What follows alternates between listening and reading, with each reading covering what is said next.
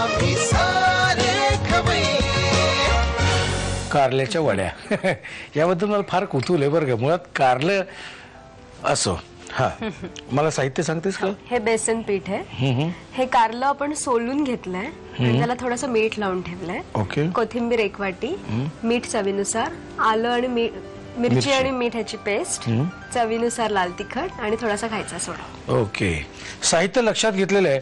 मुळात मला एक असा प्रश्न पडलेला आहे बॅक ऑफ द माइंड. हे कारलं कोणी शोधून काढलं? म्हणजे कारलं असेल पण कारलं खावं हे कोणी शोधून काढलं याबद्दल माझ्या मनात जरा प्रश्न आहे. जर तुम्हाला काही सुचलं, आठवलं, आजी आजोबांना काही कळलं असेल तर मला जरा पाठवा, हा, लिहून पत्र. ओके. साहित्य बघितलेलं आहे. आता काय करायचं आपण? आपण आधी हे पीठ घेऊया. याच्यात ह्यात कारलं घालूया. तुला भीती नाही वाटत आहे का?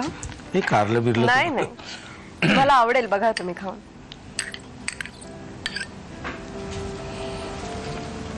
ओके. कोथिंबीर. तुला दडपण वगैरे आलेलं नाही ना हे करता? नाही नाही. थोडंसं मीठ. मनातून बावरलीस वगैरे असं काही झालं? अजिबात नाही. बस. मिरची. हा पदार्थ आपण उगाच करतोय की काय असं नाही ना वाटत? अजिबात नाही. तुम्ही खाल्ल्यावर सांगा मला. बस बस बस. थोडंसं असू दे तिखट ग, कडवटपणा जाईल. लाल तिखट थोडस.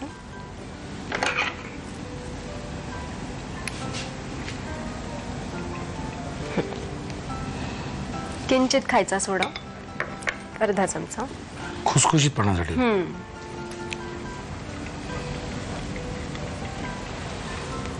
आणि थोडस तेल घालूया आपण गरम.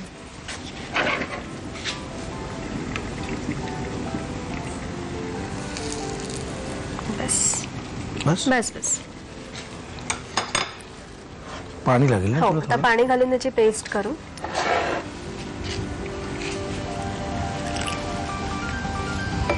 अजून थोडं. अजून पेस्टच लागणार.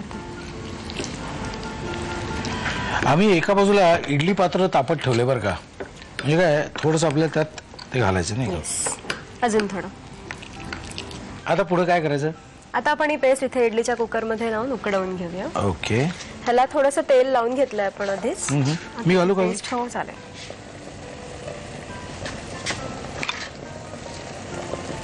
बस.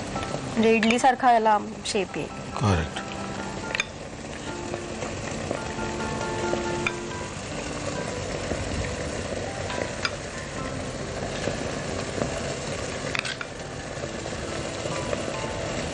आता शिजल्यानंतर हे कसं दिसतं असं जर मला कोणी विचारलं तर मी आत्मविश्वासाने दाखवीन कसं दिसतं ते, कारण जादूचे प्रयोग.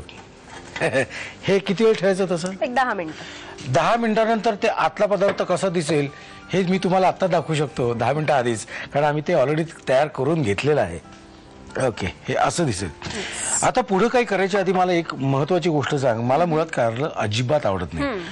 तर कारल्याचे गुणधर्म काय आहेत? कारल्याने ब्लड प्युरिफिकेशन साठी खूप हेल्प होते. त्यामुळे आणि डायबेटिक पेशंटसाठी कारलं खूप चांगलं आहे, कारण त्याच्यामध्ये गुरमारिन नावाचं पॉलिपेप्टाइड असतं.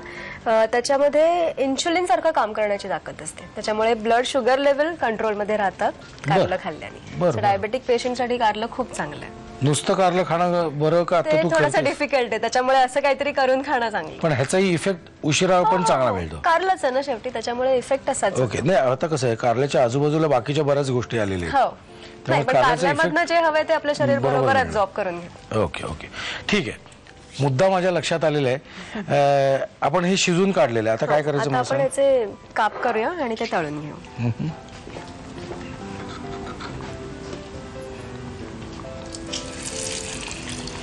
मी कापू? हो.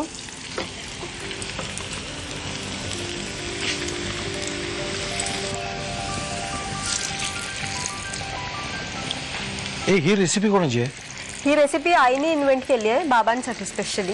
कारण बाबांना कारलं तसं आवडतं, पण भाजी रोजचं करण्यापेक्षा काहीतरी वेगळं म्हणून मग वड्यांच्या फॉर्म मध्ये. बरं.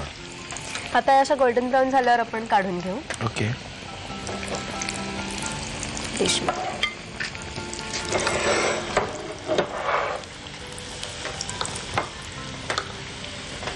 त्याचा जो वास येतोय ना तो आश्वासक आहे बरं का, भीतीदायक नाहीये.